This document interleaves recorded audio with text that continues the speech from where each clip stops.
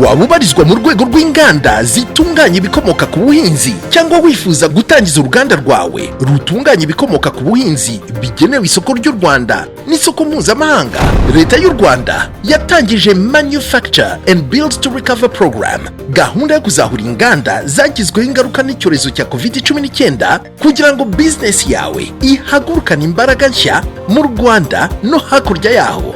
Iyo gahunda izagufasha kugabanya ingengo y'imari yawe mu kugusonera umusoro ku nyongeragaciro ku mashini n'ibikoresho fatizo. Waba se uteganya gutangiza uruganda rwawe? Uzabasha kugabanya ingengo y'imari yawe mu buryo bufatika kuko uzasonerwa umusoro ku nyongeragaciro n'amahoro ya gasutamo ku bikoresho by'ubwubatsi uzatumiza mu mahanga, unasonerwa umusoro ku nyongeragaciro ku bikoresho uzagurira mu Rwanda.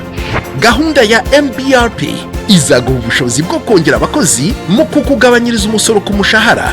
Hamagara 1415 cyangwa ugana urubuga wa eshatu@rwandarecovery.gov.rw ku bindi bisobanuro n'uburyo bwo kwiyandikisha. Twese hamwe tuzavugurura twubaka bundi bushya ubukungu burambye butajegajega.